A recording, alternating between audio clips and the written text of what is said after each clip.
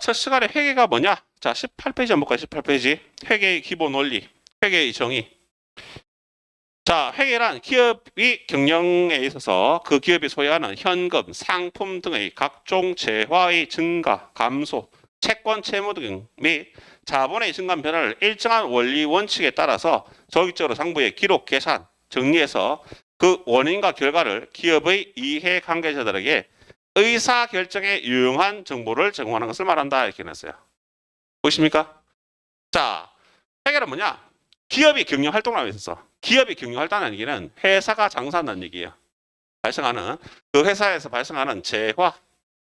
재화란 말이 있는데 재화란 말은 무슨 말이냐? 뭘 얘기하는 거예요? 재물과 화폐를 얘기합니다. 재물과 화폐. 여기서 재물이라는 얘기는 물건들. 화폐는 뭘 얘기하는 거예요? 돈. 자, 이걸 갖고 우리가 재화라고 얘기하고요. 재화와 채권. 자, 이런 용어 설명들이 조금 나오면 처음에 채권이라는 것은 뭐냐 하면 채권은 돈 받을 권리예요. 돈 받을 권리. 여기 돈 받을 권리라는 얘기는 내가 돈을 친구한테 빌려줬어. 받아야 되죠? 이런 걸 한다? 채권이라고 하면 채권. 채권. 다음에 채무. 채무는 뭘까요? 돈을 갚아야 할 의무. 안 되죠? 예? 돈 갚아줘야 될 거. 이거 채무로 갑니다. 채무. 또 뭐나 하면 자본이라는 말 나오죠. 자본. 자, 자본이라는 말은 회계에서 조금 다른데요. 저는 그냥 이렇게 정의할게요. 순수한 내돈. 순수한 내돈. 자, 다시 한번 얘기하겠습니다.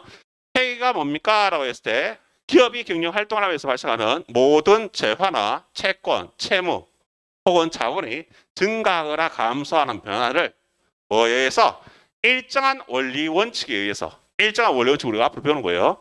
일정한 원리 원칙에 의해서 한다? 기록하고 계산하고 정리해서 라고 했는데 여기까지가 뭐냐 하면 여기까지가 북입니다. 북이. 무슨 말이냐 하면 자 북이란 것은 기업의 경영 활동에서 발생하는 모든 재화나 채권, 채무 등의 증감 변화를 일정한 원리 원칙에 의해서 기록, 계산, 정리하는 모든 방법을 북이라고요. 여기서 나오는 뭐라고요? 유용한 회계 정보를 유용한 회계 정보를 누구한테? 회계 정보를 이용하는 사람한테. 회계 정보 이용자에게 한다? 제공한다. 이거를 뭘 한다고요? 회계라고 합니다. 자, 여기서 중요한 말은 뭐가 중요한 말이냐? 유용한 회계 정보를 누구한테? 회계 정보를 이용하는 이용자한테 제공하는 데 있다. 좀 큰 걸로 보면, 큰 뜻으로 보면. 과거에는 북이란 말 쓰면서 이런 말 씁니다. 북이란 무엇이냐? 기업이 경영 활동에서 발생하는 모든 재화나 채권, 채무, 자본 같은 거의 증감 변화를 일정한 원리 원칙에 의해서 기록하고 계산하고 정리하는 방법을 북이라 한다. 근데 북이보다 회계가 좀 더 크다고 그랬죠? 그럼 회계라는 것은 여기 정리해 있는 내용들을 이런 유용한 회계 정보를 누구한테? 회계 정보를 이용하는 이용자들한테 제공하는 데 있다. 아시겠습니까? 열심히 쓸 필요 없어요. 그러니까 여기서 중요한 키워드는 이겁니다. 유용한 회계 정보를 회계 정보 이용자한테 제공한다. 기업의 이해 관계자들에게 유용한 정보를 제공한다. 됐습니까? 그 내용 갖고 쓰는 겁니다. 그래서 이걸 뭐라 한다? 회계라 얘기한다. 대충 느낌만 하시면 돼요. 느낌만. 자, 그 밑에 보시면 자, 기록 계산한 방법에 따라서 단식북이냐 복식북이냐 나옵니까? 자, 내용 보시면 단식북이다. 오늘은 지금 들으시면서 뭐 하시냐 하면 아 저렇구나 정도만 생각하시면 돼요. 단식북이라는 것은 간단한 거다. 뭐냐? 일정한 원리 원칙에 따라서 기록 계산은 정리한다고 그랬죠. 자, 원리 원칙이 있다 없다? 원리 원칙이 없어요. 원리 원칙이 없다는 얘기는 특별한 규칙이 없다는 얘기입니다. 특별한 규칙이 없이 내 마음대로 하는 것만 한다? 단식북이라 얘기하고요. 복식북이라는 것은 일정한 원리 원칙이 있다는 얘기겠죠. 그러면 당연히 우리가 배우는 북이는 뭘 배운다? 복식북이를 배우겠죠. 간단한 건 내 마음대로 할 것 같으면 배울 필요 없겠죠. 우리가 하는 거는 복식북이를 배우는 거다. 라고 생각하시면 될 것 같아요. 편하게 생각하시면 자, 우리가 배우는 회계 원리라든지 원가 회계라든지 이런 과목들은 우리가 복식북이라 하고요. 여러분 집에서 가계부 적는 분들 있죠. 가계부 적는 거 일정한 원리원칙이 있다 없다? 없죠. 가계부 내 마음대로 적을 수 있잖아요. 이는 가계부들은 뭐라 한다? 단식부기라 합니다. 자, 다음에 영리성 유무에 따라서 영리부기냐 혹은 말했다 비영리부기냐 비영리회계냐 구분하고 있습니다. 자, 영리 유무를 구분했을 때 영리 목적이면 뭐라고 한다? 영리부기. 영리 목적이 아니면 비영리부기. 자, 영리를 목적으로 한다는 얘기는 영리를 목적으로 하면 영리무기. 영리를 목적으로 하지 않으면 뭐라고요? 비영리부기. 우리는 영리 목적이다 비영리다. 당연히 영리부기겠죠. 영리 목적이라는 얘기는 돈을 벌기 위해서 한다는 얘기예요. 말 그대로. 선생님, 회계를 하는데 부기를 하는데 하고 나면 돈 버는 거 맞습니까? 네, 맞아요. 왜 어떻게 돈을 버느냐? 실제로 회계를 하고 나면 누구든지 뭘 냅니까? 세금을 내죠. 세금을 내는데 회계를 할 줄 아는 사람들은 절세라는 걸 알죠. 절세. 절세라고 뭐냐? 세금을 법에 안 걸리게 절약할 수 있다는 얘기예요. 작게 낼 수 있다는 얘기죠. 그런 것들을 우리가 나중에 배우게 되는 겁니다. 영리부기라 해야겠다. 당연히 영리부기는 돈 벌려고 하는 거니까 복잡한 부기겠죠. 우리가 하는 것들은 영리부기면서 뭐라고요? 복식부기다 이렇게 생각하시면 될 것 같습니다. 그래서 거기에 대한 내용들이 이용자 목적에 따른 분류가 영리회계냐 비영리회계냐 구분해놨습니다. 어떤 내용이 있다는 것은 굳이 보실 필요 없습니다. 자, 다음 회계 단위. 회계 단위라고 적었는데 딴 거 필요 없고요. 회계라는 장소적 범위다. 장소적 범위다 하는데요. 장소적 범위란 뭐냐? 본점이냐 혹은 지점이냐? 공장이냐 혹은 사무실이냐? 제가 이걸 적어드린 이유는 딴 이유 아닙니다. 왜 이걸 적느냐? 이게 왜 중요한데요? 나중에 시험 치면 이게 이론을 하면서 나옵니다. 그럼 회계 단위가 뭡니까? 라고 물었을 때 회계 단위라는 것은 뭐라고요? 회계를 하는 뭐라고요? 장소적 범위다. 공장에서 하는 겁니까? 사무실에서 하는 겁니까? 본점에서 하는 겁니까? 지점에서 하는 겁니까? 이걸 뭐 한다고요? 회계 단위라고 얘기합니다. 회계 단위. 되겠습니까? 자, 나오면 그 내용만 기억하시면 됩니다. 자, 그 다음 뭐 나오나요? 회계 연도 나오나요? 자, 회계 연도. 다른 말로 뭐라 한다고요? 회계 기간. 오늘 배우는 것 중에서 가장 중요한 내용입니다. 왜냐하면 왜 중요하다고 얘기하느냐? 이거는 앞으로 회계가 끝날 때까지 매일매일 나옵니다. 회계 연도, 회계 기간은 뭐냐 하면 회계를 언제부터 언제까지 할 것이냐 그 기간을 정해놓는 시간적 범위를 얘기합니다. 보통 통상적으로 1년 내지 6개월을 한다고 얘기하는데 6개월 하는 회사를 저는 거의 못 봤어요. 거의 대부분 다 1년을 넣습니다. 왜냐? 상법에서 1년을 초과할 수 없도록 해놨어요. 회계 기간도 회계 기간이라고 정해놓는 이유는 뭐냐면 예를 들어서 우리가 보통 1월 1일부터 12월 31일까지로 회계 기간을 많이 잡거든요.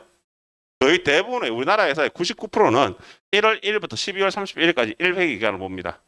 자, 1월 1일부터 12월 31일을 1회계 기간으로 본다. 1회계 연도로 본다는 것은 뭐냐면 이 기간 동안에 장사해서 번 돈을 세무서에 신고한다는 얘기예요. 신고해서 여기까지 번 돈을 세금을 내겠죠. 맞나요? 그래서 보통 이렇게 본다는 거예요.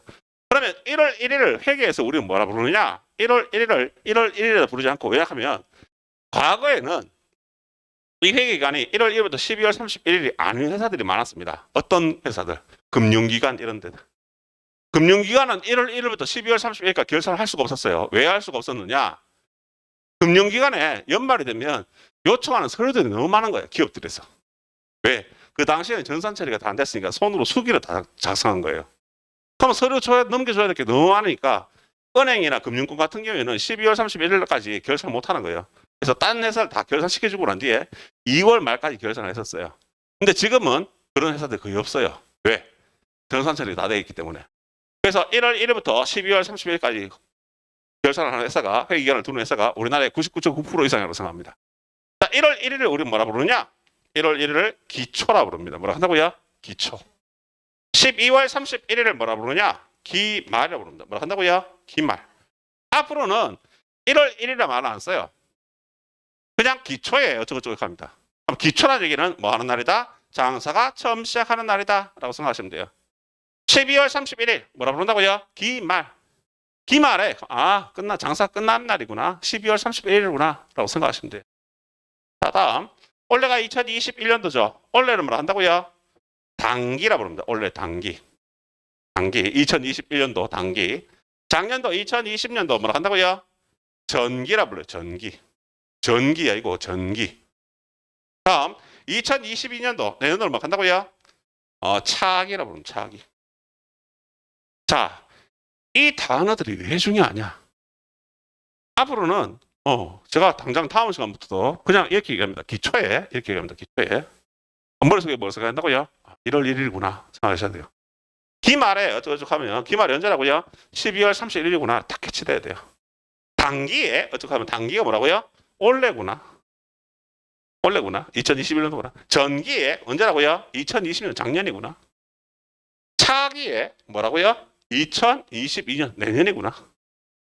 이 용어들이 그냥 탁탁탁 생각났어야 돼요. 그리고 책에 보면 상반기냐 하반기냐 구분해놨죠. 맞나요? 자, 지금은 책에서는 상반기 하반기 구분해서 상반기 하반기를 구분하는 거는 1년을 두 덩어리로 나눈 거죠. 1월 1일부터 6월 30일까지, 7월 1일부터 12월 30일까지. 이게 상반기와 하반기예요. 근데 이런 얘기 들어보셨나요? 1, 4분기, 2, 4분기, 3, 4분기, 4, 4분기. 그럼 1년을 몇 등분 했다? 4등분 했다. 그럼 1, 3분기는 1월 1일부터 3월 30일까지. 2, 4분기는 4월 1일부터 6월 30일, 7월 1일부터 9월 30일, 10월 1일부터 12월 31일. 무슨 말 이해가세요? 날짜에 대한 것도 어차피 숫자니까 숫자로 많은 거를 귀찮아 생각하시면 돼요. 그래서 이렇게 기간이 나눠져 있다는 거, 기간을 확실하게 기초다. 1월 1일.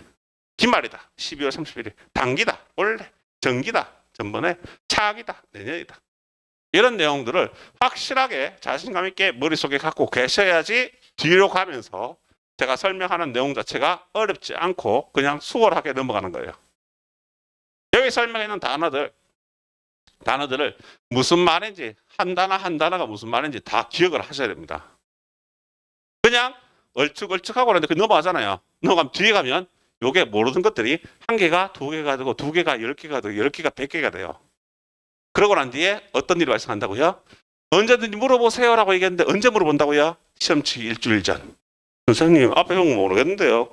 어떡하라고? 지금부터 천천히 물어보셔야지 제가 잡아드릴 수 있다는 얘기예요. 아시겠죠? 그래서 설명을 들었던 부분에서 무슨 말인지 모르겠다 하는 것에서 무조건 물어보셔야 됩니다. 아시겠죠?